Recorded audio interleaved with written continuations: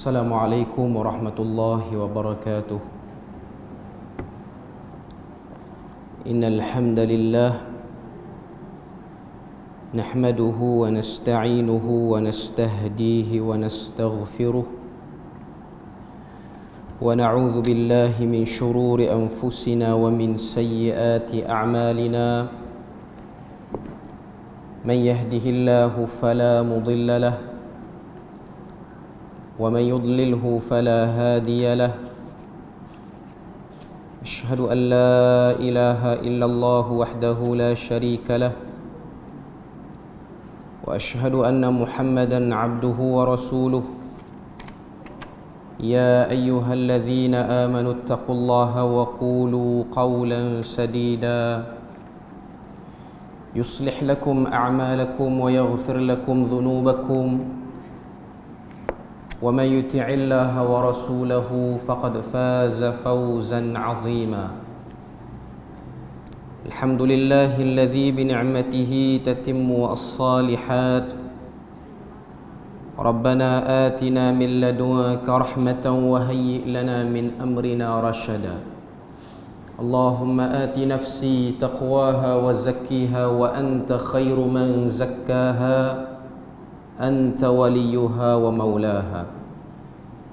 Alhamdulillah, syukur pada Allah Azza wa Jal kerana dengan rahmat dan juga limpah kurnia yang Allah Ta'ala berikan dapat kita bersama pada malam ni untuk kita sambung lagi perbahasan daripada Sahih Al-Qasasun Nabawi oleh Profesor Dr. Umar bin Sulaiman Al-Ashqar rahimahullahu ta'ala.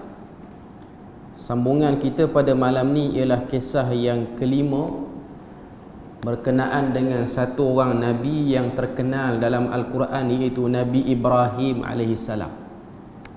Cuma kisah ni tidak diceritakan dalam Al-Quran. Ia ni diceritakan dalam hadis dan disebut oleh Al-Imam Al-Bukhari dalam sahih beliau pada banyak tempat, berulang hadis tentang cerita ni. Sebelum pada kita masuk, kita dengar apa cerita yang terdapat dalam hadis berkenaan dengan Nabi Ibrahim alaihissalam ni. Elok untuk kita tahu dulu tentang fakta-fakta penting berkaitan dengan Nabi Ibrahim alaihissalam. Pertama, kalau kita tengok dalam Al-Quran, keseluruhan Al-Quran, antara kisah Nabi yang paling banyak, maknanya banyak tempat diceritakan Nabi itu, ialah Nabi Musa AS. Ini Nabi yang paling banyak cerita dia dalam Al-Quran.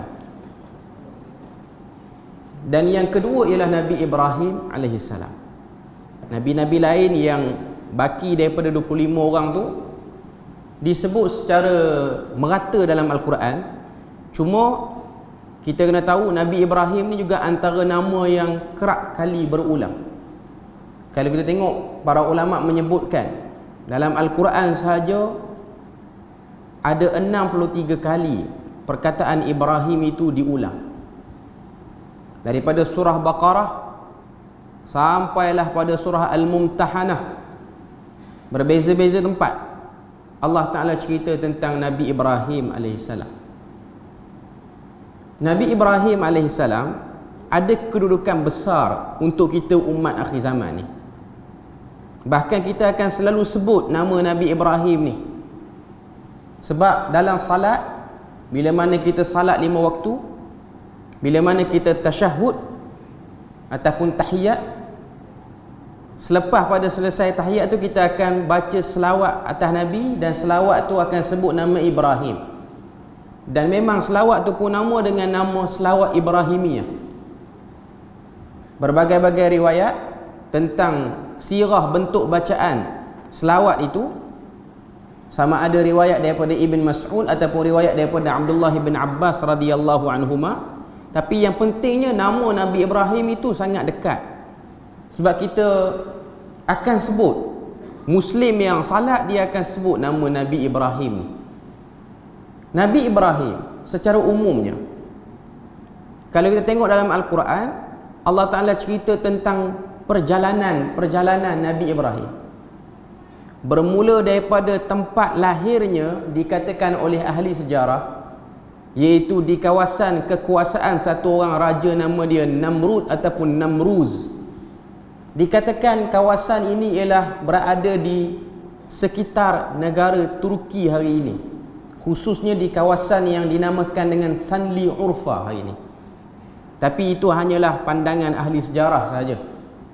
Sebab ada di Sanli Urfa ni ada satu tempat yang menunjukkan macam bentuk tempat tu, dia punya satu kawasan tu dia macam bentuk dia macam lastik yang boleh lastik orang daripada jauh, ataupun bahasa Arab dia panggil minjanir. Dan di bawah tu ada satu kawasan timbunan, seakan-akan timbunan tempat pembakaran, tapi hari ini dah jadi kolam ikan. Tapi itu hanya pandangan ahli sejarah. Dan Nabi Ibrahim melakukan perjalanan ke tempat-tempat lain, melakukan perjalanan ke Palestin, seterusnya ke Mesir, seterusnya ke Makkah Al-Mukarramah, mendirikan Kaabah Al-Musharrafah. Itu umum kalau kita tengok tentang cerita Nabi Ibrahim dalam Al-Quran. Antara Nabi yang sezaman dengan Nabi Ibrahim ni ialah Nabi Lut alaihi salam, yang telah mendepani satu kaum yang melakukan satu perilaku manusia yang paling teruk, iaitu melakukan kegiatan homoseksual. Yang mana kalau kita baca dalam surah Hud, kita akan tengok 8 ayat dalam surah Hud ni, sewaktu para malaikat datang menyerupai manusia, sebelum nak pergi jumpa Nabi Lut, beritahu suruh keluar daripada bandar yang dia duduk, sebab azab akan turun kepada penduduk kaum Nabi Lut yang melakukan homoseksual ni. Para malaikat tu singgah dulu ke rumah Nabi Ibrahim, yang mana pada waktu Nabi Ibrahim dah berusia, masih belum ada anak lagi. Dan cerita tentang teruknya perangai kaum Nabi Lut yang melakukan homoseksual ni ialah satu cerita dan berita yang maklum dalam pengetahuan Nabi Ibrahim. Tapi Nabi Ibrahim dia punya tanggungjawab dia bukan kaum tu. Sebab tu ada ayat dalam Quran, kalau kita tengok perbualan antara Nabi Ibrahim dengan malaikat, mula-mula tak dikenali malaikat tu, baik rupa paras malaikat tu, elok segak orangnya. Bila mana diletakkan hidangan makanan, malaikat tu tak ambil pun. Jadi tahulah itu malaikat daripada wahyu-wahyu yang dibisikkan kepada Nabi Ibrahim. Cuma malaikat tu datang sambil-sambil nak beritahu azab yang akan turun pada Nabi Lut tu, nak beritahu juga pada Nabi Ibrahim, tak lama nanti kamu akan dapat anak. Bila mana tahu tentang lalunya malaikat tu untuk sampaikan azab kepada kaum Nabi Lut, Nabi Ibrahim kata pada malaikat, kalau boleh azab tu janganlah sampai habis kaum tu. Tapi malaikat kata ketetapan Tuhan melebihi daripada apa yang kamu mahukan. Itu kita boleh tengok dalam surah Hud ataupun dalam surah-surah yang lain. Cuma yang agak detail ni adalah dalam surah Hud, 8 ayat cerita tentang kisah itu. Maknanya Nabi Ibrahim concern tentang isu itu. Tapi kalau tengok ni, saya sebut sikit sebelum pada masuk cerita Nabi Ibrahim ni, isu homoseksual yang berlaku pada kaum Nabi Lut bukanlah menunjukkan itu permulaan, itulah pengakhiran. Tidak. Kalau kita tengok lepas daripada tu, dalam sejarah ketamadunan manusia, isu minat kepada lelaki ini ialah isu yang berulang. Kalau tuan-tuan tengok kerajaan Abbasiyah, khilafah Abbasiyah, ni khilafah Islam, ada satu fasa khalifah ni khalifah, bukan gubernur, bukan orang bawahan, khalifah. Dia tiba-tiba jadi mari minat pada lelaki, dan pada waktu tu penyair-penyair akan bersyair menceritakan tentang segaknya orang lelaki ni, khususnya hamba-hamba yang menjadi tempat melampiaskan nafsu bagi sebahagian khalifah yang teruk perangai ini. Yang bukan Islam tu cerita lain lah. Yang bukan Islam, tuan-tuan boleh baca sejarah bagaimana hancurnya kota Pompei yang terkenal di barat. Yang mana kau tengok lepas berlaku saja rumah pelacuran yang banyak dan hubungan sejenisnya, akhirnya meletuslah gunung berapi yang lebih kurang 9 km daripada Pompei itu, menenggelamkan Pompei, dan hari ini dia jadi tapak arkeologi yang terbesar. Pompei ni, tuan-tuan boleh tengok Google. Saya tak pasti negara mana Pompei ni, cuma ianya ialah satu tapak arkeologi yang besar. Berapa ratus ekar saya tak pasti, cuma ratus-ratus ekar tu ialah rumah pelacuran dahulu dan dilanggan oleh pemimpin-pemimpin orang-orang atasan pada waktu itu. Dan penyakit ni bukanlah penyakit yang kita boleh rasa tak ada dah kot zaman sekarang. Zaman sekarang pun berlaku dan dahsyat. Dan negara kita ni pun antara negara yang menerima tempias isu ini, tak dapat dinafikan, terutamanya golongan-golongan muda, hatta golongan-golongan yang berusia pun tidak terlepas daripada fitnah minat sesama sejenis ini. Saya rasa benda ni perlu dipercakapkan kerap sikit, sebab dia dah mulai masuk kepada orang agamawan pun ada masalah yang sama. Dan kita kena tahu, negara kita ni antara sebab pendorong berlakunya isu ini ialah banyaknya benda-benda yang bersifat pornografi boleh diakses dengan mudah. Sama ada boleh buka laman web ataupun penggunaan media sosial yang kita sebut dalam istilah orang muda ni dipanggil dark side, laman gelap. Sini dia akan share macam-macam video, bahkan ada langganan, ada bayaran dan menguntungkan sudah pastinya. Industri yang memberi keuangan yang agak kukuh kepada orang yang terlibat padanya. Walaupun ada orang rasa macam seteruk tu ke? Ya, memang seteruk tu pun. Ini orang kata apa, dia punya kecenderungan zaman sekarang. Dan kita minta pada Allah Azza wa Jalla supaya dijauhkan pada fitnah ni lah. As'alullah as-salamah wal afiyah daripada fitnah. Cuma tuan-tuan kena jaga-jaga, sebab fitnah ni ialah fitnah yang dahsyat. Okay. Balik pada cerita Nabi Ibrahim. Waktu datangnya malaikat cross nak pergi ke perkampungan Nabi Lut, lalu dekat Nabi Ibrahim dulu. Jadi Nabi Ibrahim tahu tentang masalah kaum Nabi Lut ni. Cuma saya cerita sikit. Antara sebab kenapa kaum Nabi Lut ni dia minat sejenis, dan yang agak terkedepannya ialah lelaki dengan lelaki, ataupun istilahkan dia panggil gay. Lesbian tu ada juga, tapi dia lebih, promotionnya lebih pada yang tu. Sebabnya ialah kalau kita baca dalam kitab-kitab, contohnya dalam Al-Bidayah wan Nihayah oleh Ibn Kathir, bila mana dia cerita tentang Al-Anbiya'i war Rusul, walaupun riwayat itu ialah riwayat-riwayat yang Israiliyat, tapi ada sebahagiannya riwayat yang boleh diterima, melazimi perkara-perkara tak senonoh sebelum pergi kepada nak jadi gay tu, LGBT tu. Antaranya apa? Normalisasi bercakap lucah di kalangan kaum Nabi Lut sebelum nak jadi minat sejenis tu.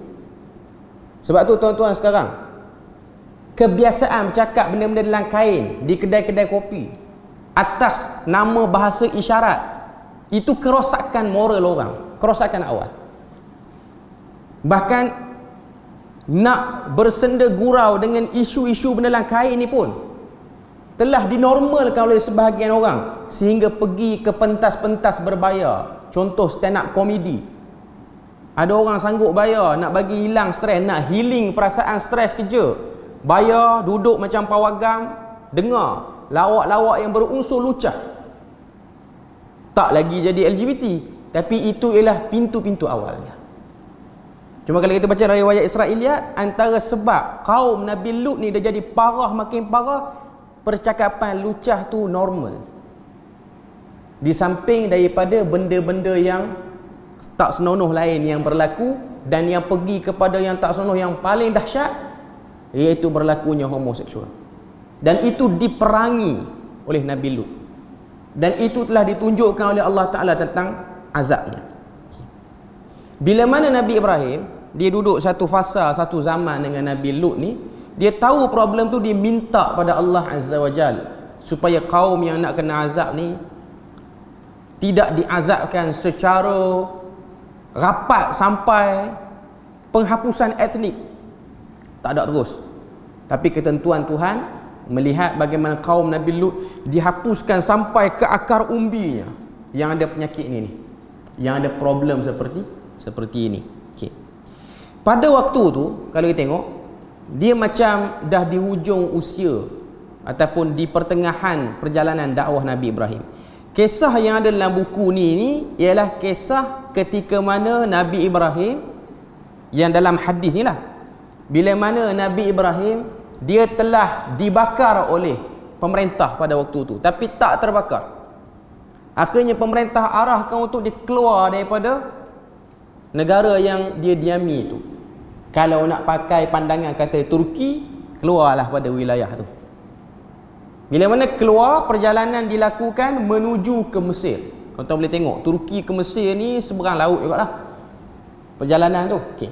Perjalanan itu telah dilakukan oleh Nabi Ibrahim AS bersama dengan isterinya, iaitu Sarah pada waktu itu. Okay. Jadi dalam hadis yang banyak, kalau kita tengok, saya baca dulu riwayat-riwayat yang ada ni.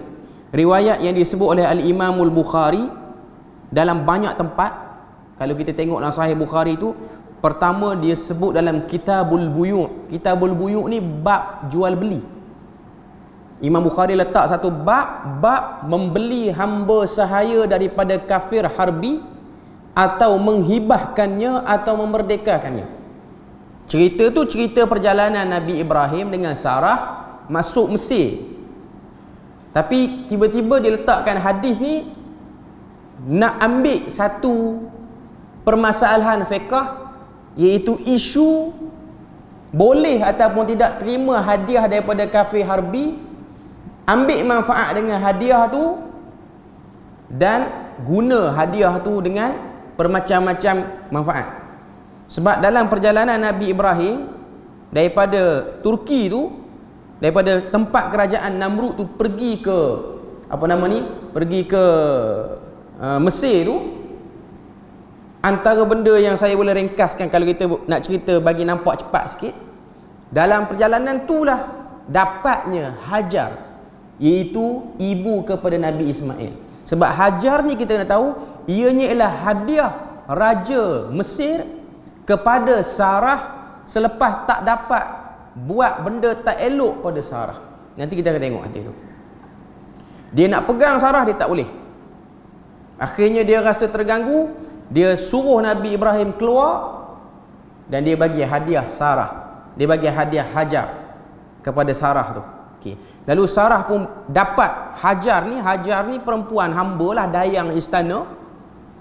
Dia bagi pula hadiah tu kepada suami dia, dan akhirnya Nabi Ibrahim merdekakan dia dan kahwini dia, dan keluarlah Nabi Ismail dan berlaku perjalanan seterusnya, iaitu pergi ke Mekah. Okay. Cuma yang kita nak fokus pada malam ni ialah perjalanan Nabi Ibrahim bersama dengan Sarah selepas keluar daripada kawasan penguasaan Namrud, yang dalam peristiwa dibakarnya Nabi Ibrahim hidup-hidup tapi tak terbakar pada waktu tu. Okey. Saya baca ringkas saja. Okey. Dengan sebab riwayat ni ada riwayat Muslim, ada riwayat-riwayat yang lain juga disebut.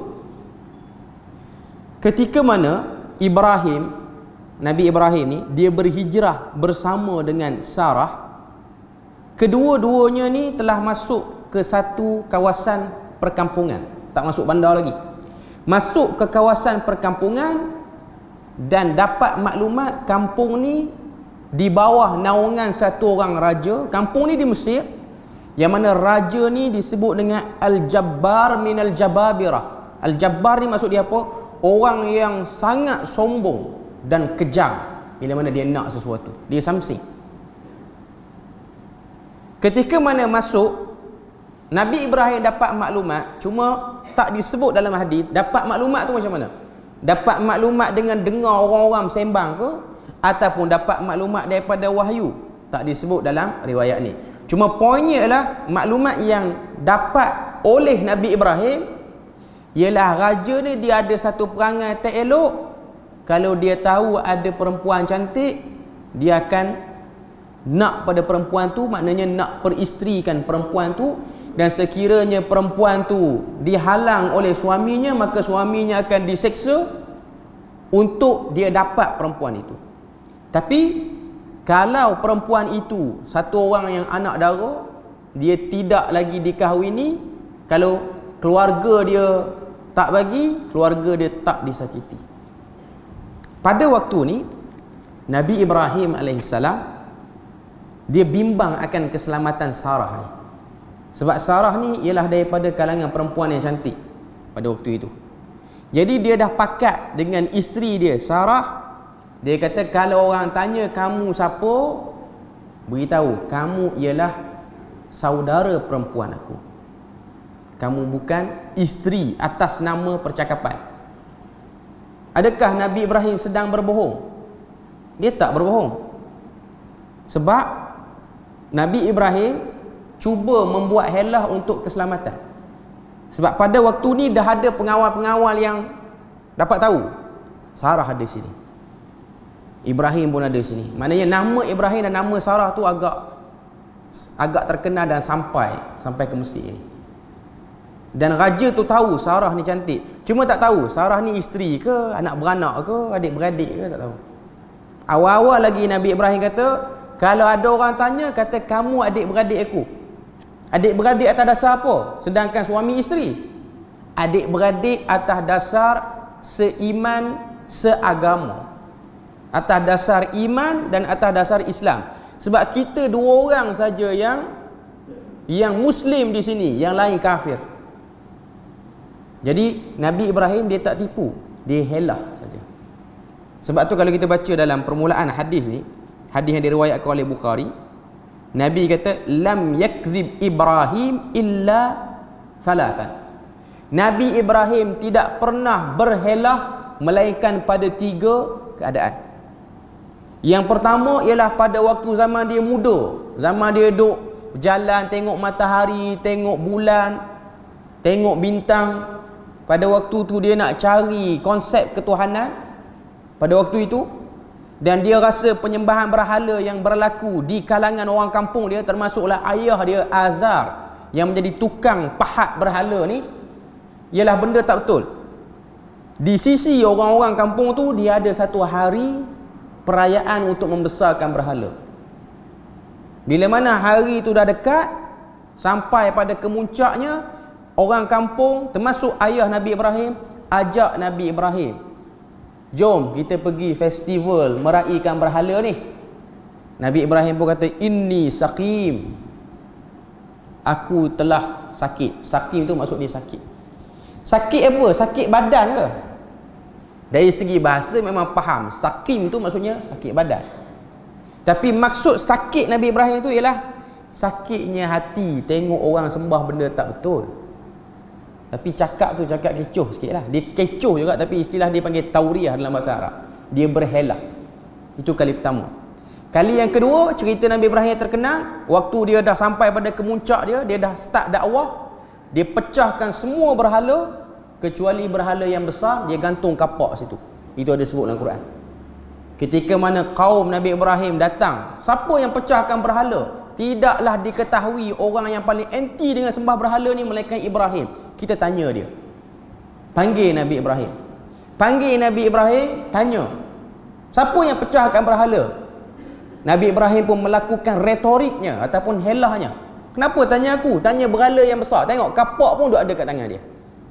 Itu dipanggil helah. Dan yang ketiga ialah cerita hadis ni. Ketika mana masuk ke Mesir, tahu raja dia ni minat pada Sarah, perempuan cantik, dan dia memang akan suka kacau perempuan yang ada suami tu akan diseksa. Cara dia beritahu dekat orang, kamu ialah saudara perempuan aku atas nama saudara seiman seagama. Sebab memang innamal mu'minuna ikhwah.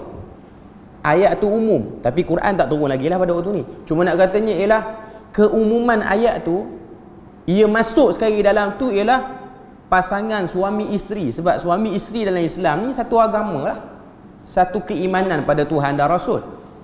Okey. Jadi pengawal pun tanya pada Sarah, kamu apa hubungan dengan Ibrahim? Maka jawab Sarah, Ibrahim ni akhi, saudara aku. Okey. Ringkas cerita, bila mana Nabi Ibrahim dah tahu Sarah dipanggil secara private, secara berasingan. Maknanya dia panggil Sarah je, dia tak panggil Ibrahim. Waktu Sarah dipanggil menghadap raja, raja ni bukan Firaun, raja ni ialah bangsa lain. Firaun ni ialah gelaran kepada pemerintah Mesir daripada bangsa yang sama dengan penduduk asal Mesir, penduduk peribumi Mesir, iaitu bangsa Qibti. Yang kata start guna Firaun ni ialah pada zaman Nabi Musa. Zaman Nabi Ibrahim, zaman Nabi Yusuf tak pakai lagi istilah Firaun, melainkan pakai istilah Malik yang bermaksud raja. Sebab tu kalau kita baca surah Yusuf pun, waktu Nabi Yusuf jadi pemegang perbendaharaan Mesir, waktu tu ialah raja. Raja itu bukan bangsa Mesir. Mereka mungkin penakluk daripada luar yang menakluk wilayah itu. Okey. Jadi bila mana Nabi Ibrahim, dia lepaskan Sarah bersama dengan pengawal raja menghadap, Nabi Ibrahim ni takut. Dia berdoa kepada Allah Azza wa Jalla. Dia berdoa kepada Allah Azza wa Jalla supaya tidak disakiti, tidak diapa-apakan isteri dia. Lalu turun malaikat, turun wahyu, beritahu kepada Nabi Ibrahim, Sarah tidak akan disakiti, tak akan dikacau. Menghadap raja yang dia punya keinginan pada perempuan-perempuan cantik ni, dia tengok Sarah, dia tak tahan, dia nak pegang Sarah. Macam-macam riwayat, ada kata nak pegang, ada kata dia dilumpuhkan, ada kata dia tercekik. Okay. Dalam riwayat Bukhari, dia nak pergi dekat Sarah dengan niat yang tak elok, maknanya dia nak buat benda-benda tak senonoh lah pada Sarah ni. Allah Ta'ala lumpuhkan dia, tangan dia jadi lumpuh, raja tu. Waktu Sarah tengok tangan dia lumpuh, Sarah pun berdoa kepada Allah, ya Allah, janganlah engkau jadikan dia mati sehingga orang menyangka akulah pembunuhnya. Sebab kalau dia keluar daripada bilik, pengawal masuk tengok raja mati, Sarah hidup, orang akan cok Sarah lah pembunuh dia. Jangan jadikan aku ni orang cok pembunuh. Bila mana dia tengok Sarah terkumat kamit berdoa, raja yang zalim tu, yang duduk di atas kemusyrikan itu, dia kata, bagi banyak sikit doa dekat Tuhan kamu tu supaya aku ni pun lumpuh hilang. Ada riwayat kata lumpuh, riwayat Muslim kata tercekik. Dalam Old Testament, Taurat pun ada sebut. Cuma Taurat dia mention direct itu Firaun, tapi dia bukan Firaun. Dia lain. Dia orang lain. Maknanya dia raja lain. Okey. Bila mana dia tengok Sarah terkumat kamit tu, dia pun berdoa, ya Allah, jadikanlah dia terlepas daripada lumpuh dia, dan jangan jadikan aku penyebab kepada pembunuhan dia ataupun matinya dia. Allah Ta'ala lepaskan raja tu. Riwayat kata tercekik, ambil tercekik lah. Riwayat kata lumpuh lah. Okay. Dia pun lega. Dia lega, ingatkan dia nak stop, dia tak tahan, dia nak buat kali kedua. Allah Ta'ala lumpuhkan dan cekikkan lagi. Lumpuh kali kedua ni dan tercekik kali kedua ni lagi dahsyat pada kali pertama. Sekali lagi Sarah berdoa pada Allah Azza wa Jal, ya Allah, jadikanlah dia ni tak dapat buat apa-apa yang buruk pada aku, dan jangan jadikan aku dituduh sebagai pembunuh. Dia pun kata doa lagi pada Tuhan supaya aku terlepas. Bila mana dia terlepas, akhirnya dia macam give up, nak try Sarah ni. Dia pun panggil pengawal, dia kata keluarkan perempuan ni, dia bukan orang, dia ni syaitan. Padahal syaitan itulah yang diminta tolong tadi. Ini raja dah, kalau dia sombong, itulah conclusion akhir dia. Dia bercakap pun merapu, tak cerdik dah dia bercakap. Okay. Jadi bila mana keluar, dalam-dalam duk kata pada Sarah tu syaitan. Ini riwayat daripada apa nama ni, riwayat daripada Bukhari. Ketika mana dia kata, akhrij anni, keluarkan dia ni daripada aku, sesungguhnya dia bukan manusia, dia ni syaitan. Beritahu kepada pengawal. Maka pengawal pun bawa keluar Sarah. Waktu bawa keluar Sarah tu, dia yang baru kata Sarah ni syaitan, dia pun kata bagi hadiah dekat dia Hajar. Dia bagi hadiah dekat syaitan tu. Okay. Maknanya merapulah apa dia cakap tu, tak, dia cakap je. Okay. Dia bagi hadiah kepada Sarah Hajar. Hajar itu ialah pelayan dalam istana kepada dia pada waktu itu. Okey. Lalu baliklah Sarah kepada Nabi Ibrahim dengan bawa Hajar sekali, dan Allah Ta'ala tidak mungkiri janjinya. Hajar itu tidak, orang kata apa, tidak terkena kaidul kafir, tipu daya ataupun orang kata apa, benda-benda yang jahat daripada pihak-pihak yang jahat. Okey. Kemudian kalau kita tengok dalam riwayat daripada Bukhari ni, riwayat daripada Abu Hurairah, kata Abu Hurairah, wa akhdama Hajar, lalu Hajar telah menjadi khadam kepada Nabi Ibrahim dan juga Sarah. Qala Abu Hurairah tambah, ini bukan hadis Nabi tapi dia macam satu, orang kata apa, satu ta'liq, satu tambahan daripada Abu Hurairah. Dia kata, tilka ummukum ya bani ma'is sama. Ni waktu Abu Hurairah nak beritahu pada orang selepas daripada para sahabat tu lah, iaitu tabi'in. Itulah ibu kamu, iaitu pemilik kepada generasi manusia yang keluar daripada yang tumbuh daripada air yang turun pada langit, iaitu air Zamzam, merujuk kepada Hajar. Sebab tu ada hadis-hadis yang lain, Nabi SAW ni suruh berbuat baik kepada orang-orang di Mesir. Ada riwayat mengatakan bila mana Nabi hantar kata apa, delegasi ke Mesir apa semua ni, Nabi kata kalau kamu dapat Islam kau orang-orang Kipti, kamu sambung tali persaudaraan dengan dia, sebab kita ada hubungan yang rapat, iaitu Nabi Muhammad tu keluar daripada Ismail tu datang pada Hajar, dan Hajar tu datang daripada Kipti di Mesir itu. Bangsa penduduk pribumi asal ni di Mesir tu nama dia bangsa Kipti. Nah, sebab tu orang Mesir ialah bukan bangsa Arab. Yang Arab betul ni ialah Quraisy ataupun Bani Qahtan daripada Yaman. Himyar lah kalau kita belajar dalam ilmu ketamadunan Arab ni. Bangsa Arab ni Arab Aribah, Arab yang betul-betul Arab, tak bercampur dengan mana-mana bangsa, ialah Himyar. Himyar ni by location, koordinatnya ialah berada di Yaman. Sebab tu kita akan tengok hari ni ada orang-orang Yaman yang nama ujung dia Al-Himyari, merujuk kepada Bani Himyar, ataupun induk dia nama dia Qahtan, Al-Qahtani. Ini kelompok yang sebenarnya. Inilah penduduk yang datang berhijrah ke Yathrib menjadi penduduk Madinah yang digelar sebagai Ansar. Sebab tu hadis Nabi beritahu sesungguhnya iman itu ada pada orang Yaman, merujuk kepada orang Yaman yang berhijrah daripada bumi Yaman pergi ke Madinah Yathrib, lalu beriman pada Nabi, lalu menjadi Ansar. Itu hadis itu merujuk pada yang tu, bukan merujuk pada orang Yaman by locality sekarang ni.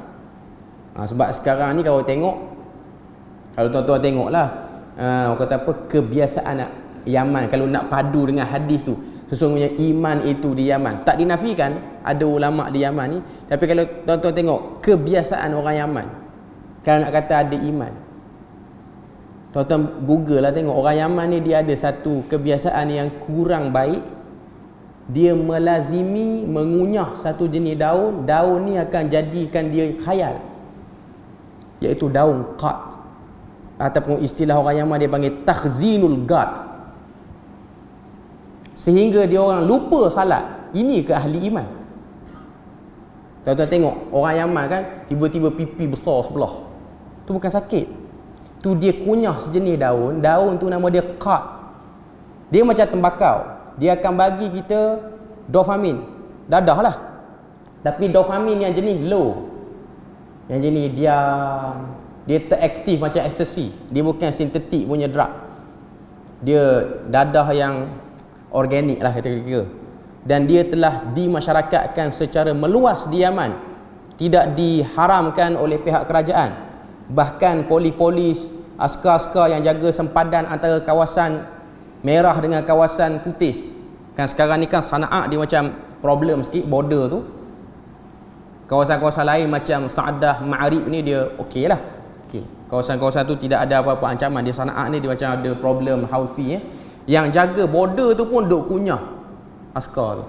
Tuan-tuan boleh bayang yang kunyah tu macam mana dia nak perasan? Musuh ke masuk, apa ke masuk? Sebab benda tu legal.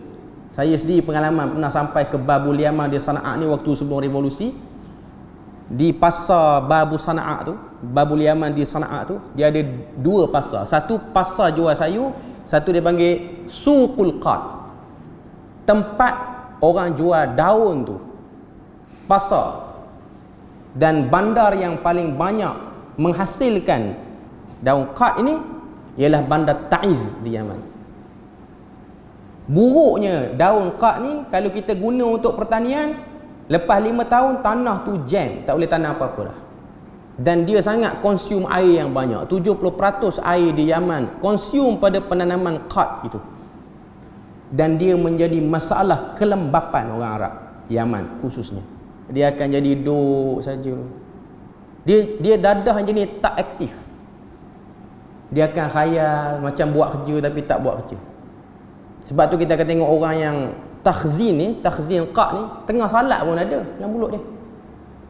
Sebab dia salat dalam keadaan khayal. Kalau yang jenis tahu salat tak boleh masuk benda-benda macam tu, dia salat. Tapi dia jadi salat jamak. Dia salat zuhur ataupun dia salat asar jamak dengan zuhur, sebab waktu zuhur tadi dia dah consume daun tu, dia tak teringat dah zuhur bila. Dia jadi blank lah, kepala dia something. Okay. Cuma kalau baca hadis dalam Bukhari, iman itu pada penduduk Yaman, itu ke penduduk Yaman tu? Taklah, yang tu tak masuk.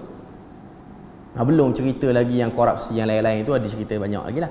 Cuma nak katanya penduduk Yaman ni dimaksudkan sini ialah Qahtan ataupun Al-Himyari, merujuk kepada satu kabilah yang telah berhijrah daripada Yaman pergi ke Madinah dan menjadi Ansar As-Sabiqun Al-Awwalun bersama dengan Muhajirin. Okey. Jadi nak sebutnya itu ialah kata apa? Permulaan bangsa Arab. Tapi Hajar orang Mekah tu sendiri, mereka ada campur dengan Qibti. Sebab daripada Hajar keluarnya Ismail. Daripada Ismail ni keluarnya lah Bani Hashim, keturunan Nabi ni. Mereka ni membawa genetik Arab. Saya nak kata Arab pun tak Arab, bangsa Qibti lah. Sebab bangsa orang Mesir ni lah Qibti. Dia bukan Arab. Dia orang tak bercakap dengan bahasa Arab peringkat awalnya, tapi dengan sebab dia duduk di semenanjung tanah Arab, bercampur dengan pemimpin kabilah-kabilah yang ada di sekitar Mekah tu, lembah Mekah tu, menyebabkan dia orang melazimi cakap Arab. Sama macam Mesir sekarang lah. Mereka cakap Arab tapi mereka bukan bangsa Arab. Sama macam di Syria, Jordan, mereka bercakap dengan bahasa Arab. First language dia orang ialah Arab, tapi mereka ialah Arab musta'ribah yang telah combine dengan bangsa lain. Sebab tu kalau tengok Arab Malik Ghassan, raja-raja Ghassan yang ada di Syria, yang ni muka menyerupai orang Eropah sebab dia kacuk dengan Rom yang menjadi penaung kepada wilayah Syam pada waktu itu. Tapi yang Arab betul-betul ni ialah Yaman. Sebab tu kalau tengok di Saudi pun sekarang dia ada Bani Qahtan. Yang ni memang pure, tak campur mana-mana bangsa. Cuma nak katanya Nabi pesan kepada delegasi yang Nabi hantar ke Mesir, kalau kamu sampai ke Mesir, orang Mesir dah terima Islam, jangan sakiti orang Mesir yang degil-degil ni. Ingat, daripada dialah kita datang. Nabi pesan kepada sahabat-sahabat Muhajirin, kena tahu darah yang mengalir dalam tubuh kamu itu ialah daripada Hajar, iaitu bangsa Qibti di Mesir itu juga. Maknanya Nabi suruh jangan tak puas hati je, bagi cara keras. Okey. Itu secara umum cerita berkenaan dengan Nabi Ibrahim dan perjalanannya bersama dengan Sarah masuk ke Mesir. Cerita ni tak ada dalam Al-Quran. Dalam beberapa belas tempat yang Tuhan sebut, daripada surah Baqarah, Ali Imran, lepas pada tu surah An'am, surah At-Taubah, surah Hud, surah Ibrahim, Hijr, Nahl, last sekali surah Mumtahanah, cerita yang dibacakan tadi itu tidak terdapat dalam Al-Quran, melainkan ada dalam hadis saja. Maknanya dalam Quran banyak tempat sebut cerita Nabi Ibrahim, cuma cerita by detail tidak disebut. Dalam Old Testament, dalam Taurat yang diimani oleh orang-orang Kristian, Old Testament dan New Testament, termasuklah Yahudi sekarang, mereka percaya raja yang telah menyakiti, mengganggu gugat Sarah itu ialah Firaun. Dan Firaun itu telah cuba perdaya Nabi Ibrahim dengan bermacam-macam imbalan, iaitu diberi keldai, diberi unta, diberi duit. Ini riwayat dalam Taurat. Taurat sebut macam tu, Old Testament lah sekarang. Okey. Tapi riwayat tu memang jelasnya bercanggah, sebab hadiah yang Nabi Ibrahim dapat hanyalah Hajar, yang lain tak dapat. Okey.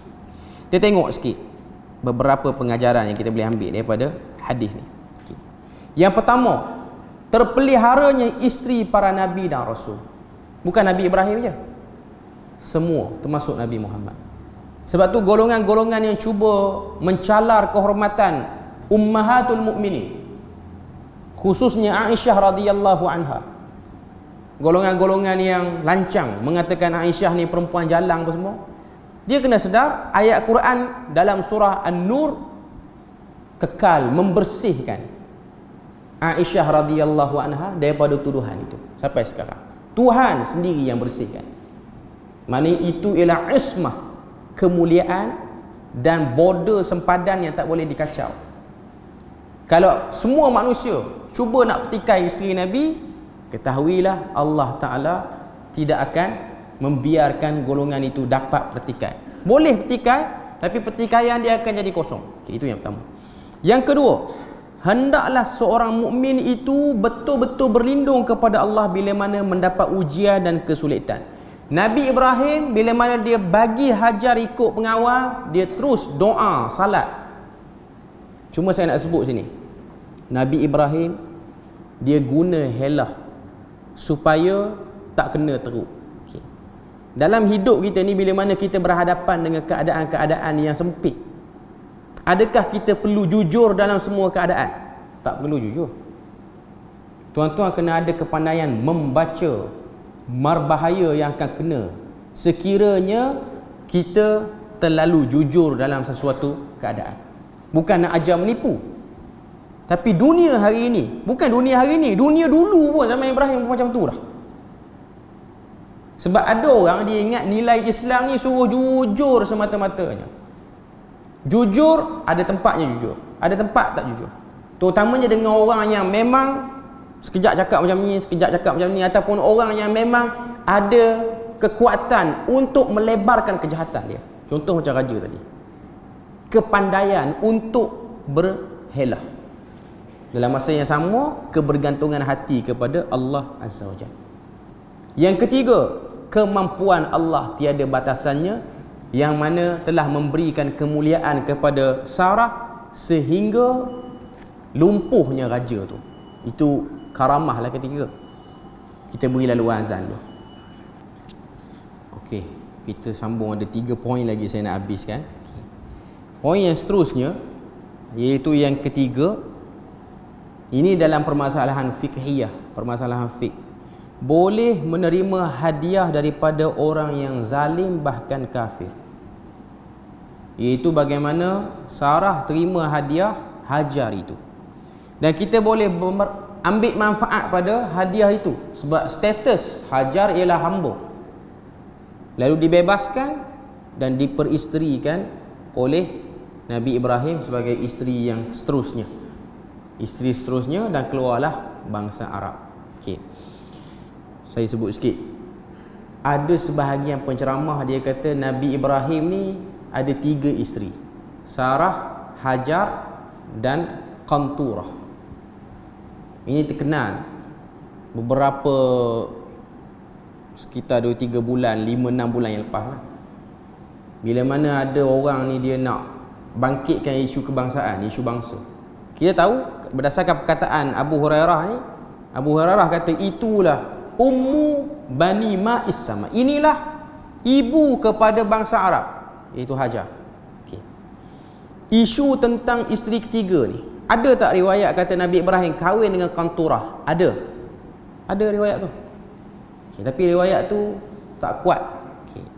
Cuma yang jadi problem daripada satu orang penceramah ni, dia kata daripada Qanturah itulah berkembangnya anak-anak keturunan Nabi Ibrahim yang seterusnya, iaitu keturunan manusia yang berada di belahan timur. Merujuk kepada kita ni lah. Kan ada satu orang ustaz terkenal yang suka tarik whiteboard, tulis macam-macam teori pelik-pelik tu. Teori dekat duit, dolar Amerika apa semua. Antara cerita dia ialah dia kata Qanturah itu melahirkan kita Melayu ni. Pertama, Qanturah ialah isteri Nabi Ibrahim. Adakah ianya ada riwayat? Ada. Tapi betul ke tidak? Betul ke tidak? Masih dalam perbincangan ahli sejarah dan juga ahli riwayat. Tapi adakah dalam kenyataan itu mengatakan daripada Qanturah itulah berkembangnya keturunan manusia daripada belahan timur? Itu tidak ada riwayat yang sebut. Yang pasti kita tahu yang memenuhi dataran Nusantara ini, kita Melayu semua ni, yang memenuhi dataran Nusantara ialah hasil peperangan di antara dua tamadun. Tamadun Indus dengan tamadun Mesopotamia. Itu orang belajar sejarah dunia dia tahu. Bila mana tamadun Mesopotamia boleh menjatuhkan Indus. Indus ni Hindu lah. India lah, benua India. Yang dia punya main route dia ialah Sungai Gangga tu, yang ada di India ni. Orang-orang di Indus, di tamadun Indus telah melarikan diri ke dataran kita ni. Dataran kita ni, iaitu dataran Nusantara ni lah, kepulauan-kepulauan, sehingga membentuk komuniti bangsa masyarakat yang bercampur-campur dengan ada satu komuniti yang dah duduk di kawasan ni yang dikenali dengan nama etnik Semang. Ini tuan-tuan kena tahu. Semang ni ialah orang asli sekarang. Orang asli di Ulu Perak ada, di Pahang pun ada, di Kelantan pun ada, di Terengganu, Tasik Kenyir, kawasan-kawasan tu pun ada. Suku nama dia Semang. Ini ialah induk Melayu. Induk Melayu. Bangsa Melayu keluar daripada suku Semang. Ahli DNA dah buat kajian. Orang Melayu ni mesti akan bawa DNA Semang. Tuan-tuan, muka dah lari, muka jadi macam Cina, ataupun muka dah jadi macam bangsa lain, tapi ada kacukan Melayu, ketahuilah orang asli juga, walaupun tak duduk dalam hutan, duduk dalam bandar pun. Okey, maknanya itu ialah yang ada tentang bangsa ni. Okey, seterusnya, poin seterusnya ialah yang ni saya terlupa nak cerita tadi. Waktu Nabi Ibrahim, Sarah balik daripada jumpa raja tu dan dapat hadiah tu, dia balik tu waktu Nabi Ibrahim tengah salat.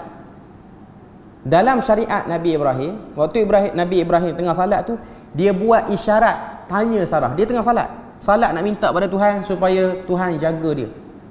Dia tengah salat tu, dia buat isyarat tanya Sarah, macam mana? Kena apa-apa tak? Maka Sarah pun jawab tak ada apa-apa, bahkan dapat pula Hajar hadiah. Okey. Dalam syariat Nabi Ibrahim, orang yang salat boleh bertanya kepada orang yang tak salat dengan isyarat. Syariat Nabi Ibrahim, bukan syariat kita. Dia itu yang kena clear. Okey. Tapi isyarat, bukan tengok depan pintu, macam mana raja tadi? Yang tu tak ada. Mana dia buat? Itu kot, lebih kurang. Macam mana? Dalam syariat kita, orang luar salat boleh bertanya dengan orang yang sedang salat, dan orang yang sedang salat boleh menjawab dengan isyarat. Nah, itu yang kita. Orang luar, contoh dia masuk masjid, dia pun tanya, ada tak lalu orang yang pakai baju merah tadi? Dia tanya kita yang tengah salat. Kita pun buat isyarat, tak ada. Okey, salat kita sah. Cuma ada perbahasan. Adakah salat sunat ataupun salat fardu boleh buat? Sebab yang berlaku pada Nabi Muhammad ni, isteri Nabi masuk dalam bilik, Nabi tengah salat, dia tanya Nabi, ada orang datang, nak terima tak? Nabi buat syarat, tak nak terima. Tapi waktu tu salat sunat. Cuma nak kata boleh jawab, tapi dengan isyarat. Tuan-tuan jangan jawab, tak tahulah, yang lalu dia baju biru je kot. Yang tu batal lah salat. Jawab dengan isyarat boleh. Jawab dengan isyarat boleh. Tak nak layan pun tak apa. Okay. Cuma nak katanya, dalam syariat Nabi Ibrahim, orang salat boleh memulakan pertanyaan. Kita syariat Nabi Muhammad, orang salat tak boleh buat apa-apa hubungan dengan orang luar, tapi orang luar nak make connection dengan kita boleh layan sekejap. Bukan layan lama, layan sekejap dengan isyarat, tapi tak melirik lah dengan isyarat. Okey. Jadi selesai kita untuk cerita Nabi Ibrahim ni. Untuk kali akan datang kita akan masuk kisah yang seterusnya, kisah yang ke-6.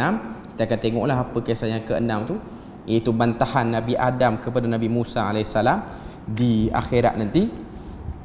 Dan kita berpada situnya, moga Allah Ta'ala beri rahmat dan berkat. Subhanakallahumma wa bihamdika asyhadu an la ilaha illa anta wa astaghfiruka wa atubu ilaik. Wassalamualaikum warahmatullahi wabarakatuh.